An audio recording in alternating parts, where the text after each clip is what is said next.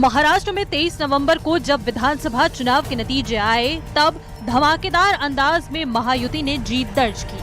उससे ही ये उम्मीद जग गई कि नई सरकार के गठन में भी ऑल इज वेल होगा, पर ऐसा हुआ नहीं। अब जबकि नई सरकार की ताजपोशी की तारीख तय हो गई है, लेकिन सीएम के चेहरे पर सस्पेंस बना हुआ है। 5 दिसंबर को नई सरकार के गठन की तारीख तय हो गई है। इस बीच बीजेपी ने महाराष्ट्र के लिए पर्यवेक्षकों का ऐलान कर दिया है। विजय रूपाणी, निर्मला सीतारमण महाराष्ट्र के पर्यवेक्षक नियुक्त कर दिए गए हैं। 4 दिसंबर को बीजेपी विधायक दल की मीटिंग होगी और इसी दिन बीजेपी विधायक दल का नेता चुना जाएगा।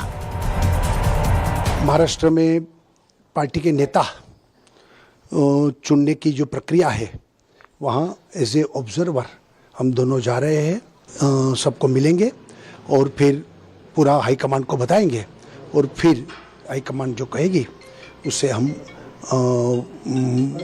वहाँ के नेता चुनते हुए जाहिर डिक्लेयर करेंगे। इस बीच अजीत पवार के दिल्ली आने की सूचना है। कहा यह जा रहा है कि वो बीजेपी के बड़े नेताओं से मुलाकात कर सकते हैं। इस बीच ये भी कहा जा रहा है कि महाराष्ट्र में बीजेपी विधायक दल की बैठक के बाद सीएम का चेहरा भी साफ हो जाएगा। और ये सब वरिष्ठ नेताओं की, शिंदे साहब है, फडणवीस साहब है, अजीत दादा है, इनकी बैठक जरूर होगी, ऐसा मेरा अंदाज है। और बैठक के बाद ये जो कन्फ्यूजन है विभागों के बारे में, मंत्री पदों के बारे में, कितने आ रहे कितने जा रहे, इस सब बारे में उनकी डिस्कशन होगी। महाराष्ट्र विधानसभा चुनाव में महायुति गठबंधन को 236 सीटों पर जीत मिली है। सबसे अधिक 132 सीटों पर बीजेपी, 51 सीटों पर शिवसेना और 46 सीटों पर अजीत पवार की राष्ट्रवादी कांग्रेस पार्टी ने जीत हासिल की है। ऐसे में उम्मीद है कि गठबंधन के आला नेताओं को मंत्री पद मिलेगा। Bureau report, news 18।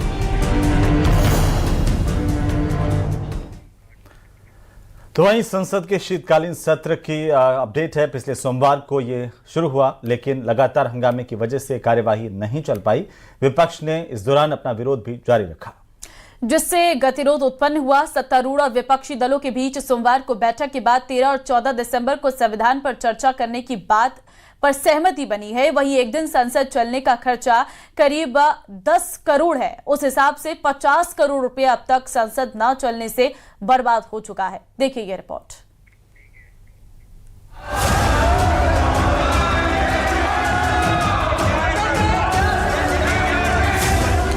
संसद के शीतकालीन सत्र में कामकाज की जगह विपक्ष का लगातार हंगामा ही रहा है। संसद के शीतकालीन सत्र के दूसरे हफ्ते का पहला दिन भी हंगामे की भेंट चढ़ गया।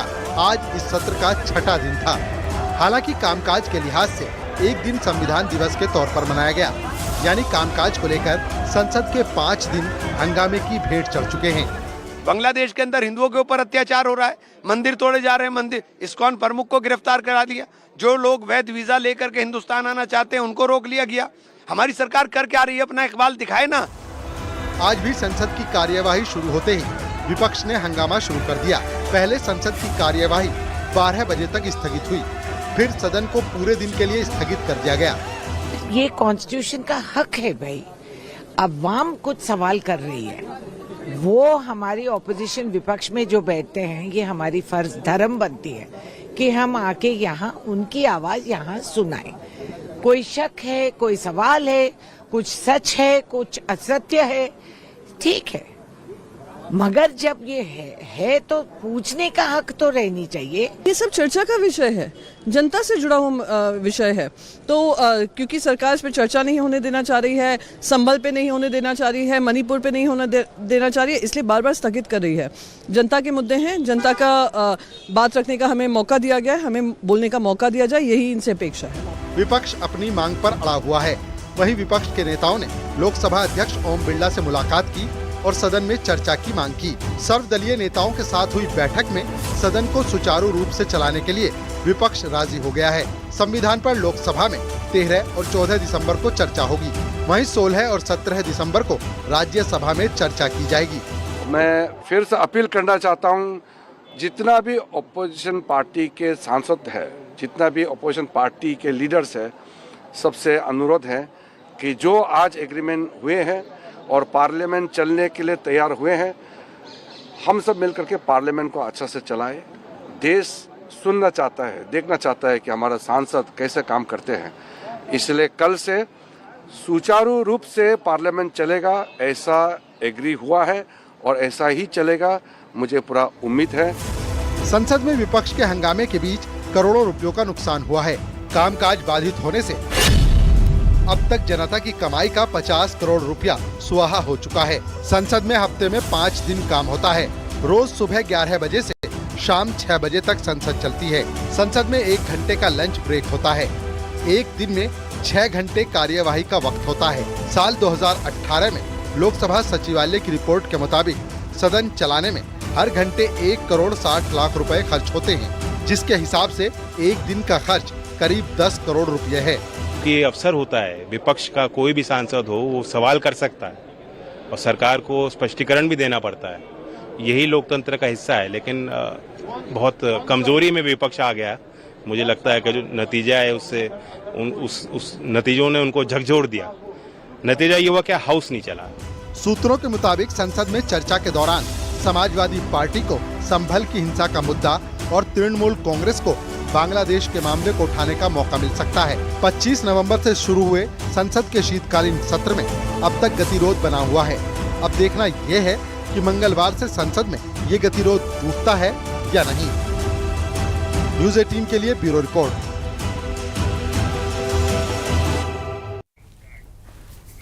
राष्ट्रीय स्वयंसेवक संघ यानी आरएसएस के प्रमुख मोहन भागवत ने जनसंख्या वाले बयान पर अब सियासी घमासान मच गया है। मोहन भागवत ने जनसंख्या में गिरावट पर चिंता जताई थी और चिंता जताते हुए कम से कम 3 बच्चे पैदा करने की सलाह मोहन भागवत ने दी। उन्होंने आधुनिक जनसंख्या विज्ञान का हवाला भी दिया। 2 या 3 से ज्यादा बच्चों की वकालत की। इसके बाद AIMIM के चीफ असदुद्दीन ओवैसी ने मोहन भागवत के बयान को लेकर तंज कसा, तो वहीं कांग्रेस ने इसे नया एंगल दे दिया है। ये रिपोर्ट देखिए।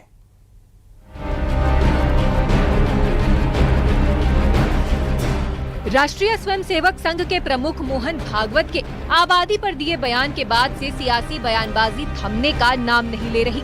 देश में आबादी एक ऐसा विषय है जिसे लेकर अक्सर बहस होती रहती है। राष्ट्रीय स्वयंसेवक संघ के प्रमुख मोहन भागवत का ये बयान सुनिए, जिसमें उन्होंने न सिर्फ जनसंख्या गिरावट पर अपनी चिंता जताई, बल्कि उनके बयान ने एक नई राजनीतिक बहस को भी तूल दे दिया है। संख्येचा उल्लेख झाला, जनसंख्या कमी होते फार चिंता आहे। चिंतेचा विषय आहे याचं कारण हे शास्त्र, लोकसंख्या शास्त्र जे आधुनिक ते असं सांगतं की 2.1 च्या खाली जायला लागलो तर तो समाजच नष्ट होतो। पृथ्वीच्या पाठीवर तो राहत नाही।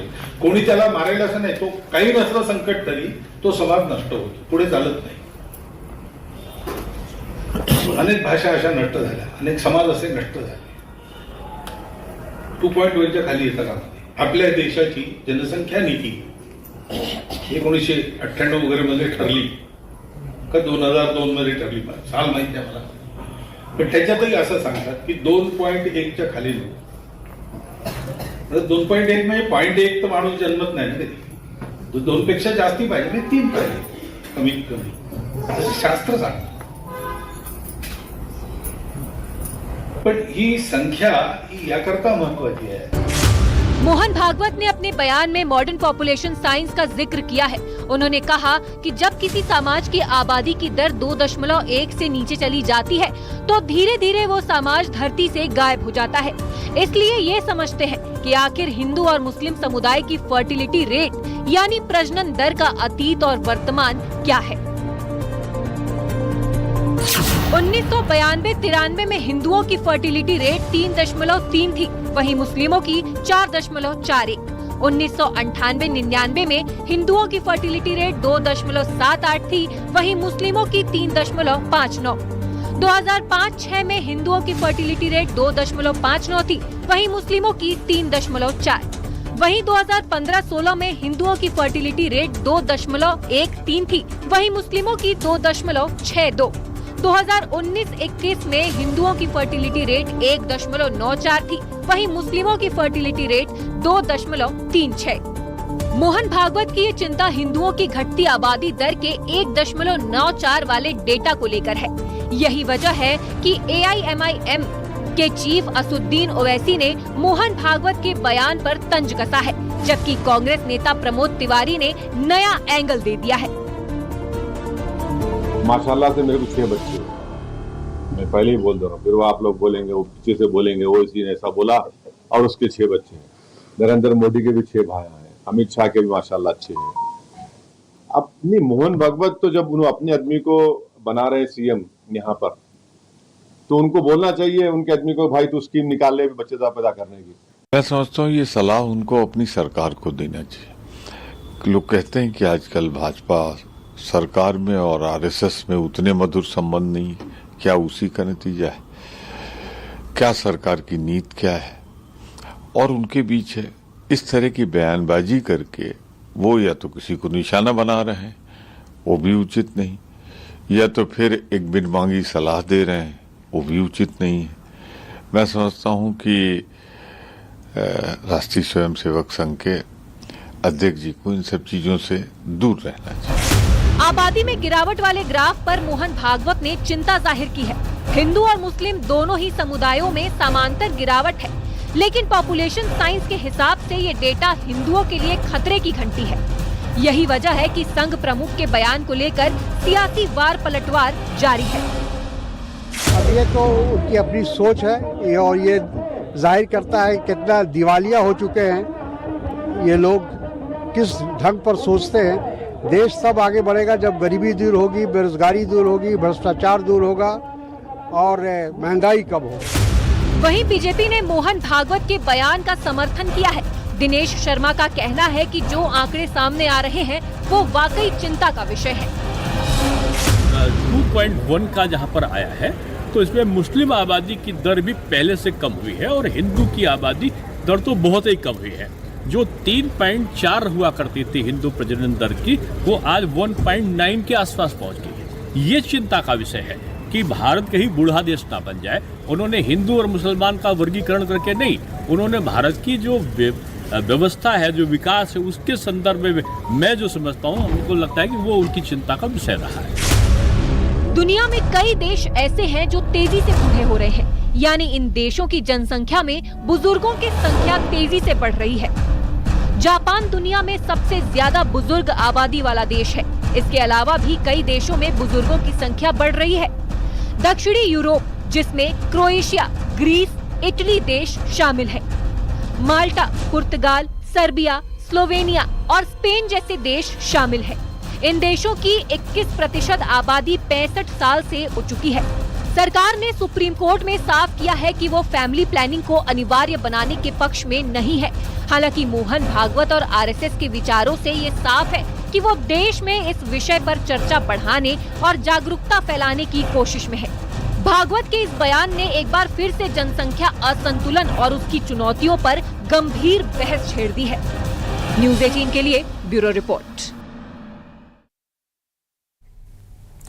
जाने माने एजुकेटर और मोटिवेशनल स्पीकर अवध ओझा आज आम आदमी पार्टी में शामिल हो गए और पार्टी मुख्यालय में उन्होंने अरविंद केजरीवाल और मनीष सिसोदिया की मौजूदगी में पार्टी की सदस्यता ग्रहण की। कहा यह जा रहा है कि अवध ओझा को पार्टी विधानसभा चुनाव के लिए टिकट देगी। अवध ओझा किस सीट से आखिरकार चुनाव लड़ेंगे, इसे लेकर तस्वीर अभी साफ नहीं हुई है। रिपोर्ट देखिए।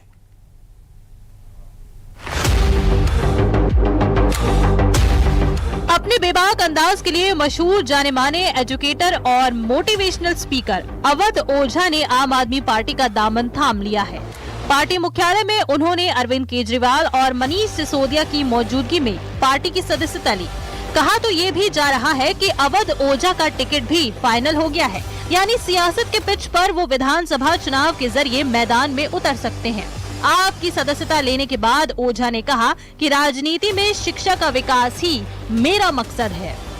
आपने आम आदमी पार्टी की जो शिक्षा का विकास धारा है, सिर्फ उसमें एक आध पॉइंट अगर आप देख ले कि 97% रिजल्ट है 12th का गवर्नमेंट स्कूल का। एक साल में तो 99% आया था। एक साल में 99%। 2015 में सिर्फ 15 लड़कों ने, गवर्नमेंट स्कूल के लड़कों ने IIT मेंस क्वालिफाई किया था।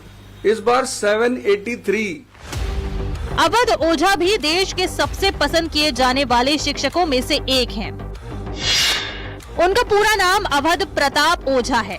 ओझा यूपीएससी कोच, यूट्यूबर और शिक्षक हैं। इनका संबंध यूपी के गोंडा जिले से है। यूपीएससी से निराशा मिलने पर इन्होंने कोचिंग शुरू की। कोविड के दौरान अवध ओझा काफी फेमस हुए। अलग शिक्षण शैली की वजह से इन्हें यूट्यूब पर पॉपुलैरिटी मिली। उधर अरविंद केजरीवाल ने अवध ओझा के आप में शामिल होने का स्वागत किया। केजरीवाल का कहना था कि शिक्षा के क्षेत्र में अवध ओझा के आने से पार्टी और बेहतर तरीके से काम करेगी। उनके आने से अभी तक जब भी किसी नेता को हम ज्वाइन कराते हैं तो हम कहते हैं इनके आने से आम आदमी पार्टी मजबूत होगी।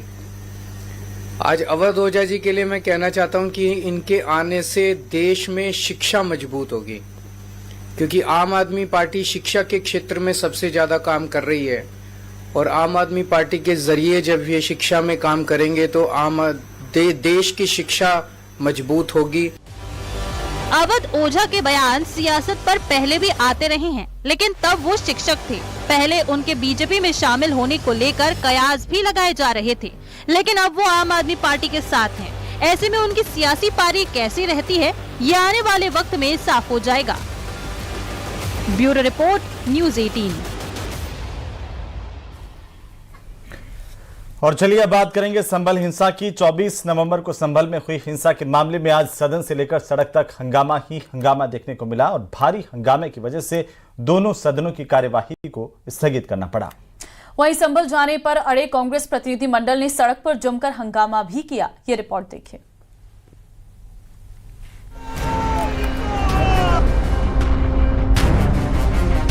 संभल हिंसा पर हुए हंगामे की ये तस्वीरें हैं। देश की राजधानी दिल्ली में सदन के अंदर नेताओं ने मामले में बहस की मांग करते हुए जमकर हंगामा किया, तो वहीं यूपी की राजधानी लखनऊ में संभल को लेकर सड़क पर जमकर सियासत हुई। पहले से संभल जाने का ऐलान कर चुकी कांग्रेस के नेताओं का आज लखनऊ दफ्तर पर जमावड़ा रहा। कल रात ही प्रदेश के अलग अलग जिलों से नेता कांग्रेस दफ्तर पहुंचे थे और आज सुबह यूपी कांग्रेस अध्यक्ष अजय राय की अगुवाई में जैसे ही कांग्रेस नेता संभल की तरफ कूच करने को निकले, पुलिस ने उन्हें रोक लिया। इस दौरान कई बार कांग्रेस नेताओं की पुलिस के साथ धक्का मुक्की भी हुई और कई घंटे सड़क पर हंगामा चलता रहा। रोके जाने से नाराज कांग्रेस प्रतिनिधि मंडल के सदस्य वहीं धरने पर बैठ गए और सरकार और पुलिस के खिलाफ नारेबाजी शुरू कर दी, लेकिन पुलिस ने संभल जाने पर रोक का हवाला देते हुए किसी भी नेता को जाने से इनकार कर दिया। आखिरकार कांग्रेस नेताओं ने आज संभल जाने का कार्यक्रम स्थगित कर दिया और ऐलान किया कि जब भी मौका मिलेगा वो संभल जरूर जाएंगे। किस तरीके से लोगों को प्रताड़ित किया गया, किस तरीके से लोगों की हत्याएं की गई हैं, सर में गोली मारी गई है, तो सारी बातें ये अवगत कराएंगे। अब हमने पहले अनाउंस कर दिया था, उस समय तक 30 या 1 तारीख तक रोक लगी हुई थी, इसलिए हमने 2 तारीख कहा था कि जब वो रोक खत्म होगी तो 2 को जाएंगे।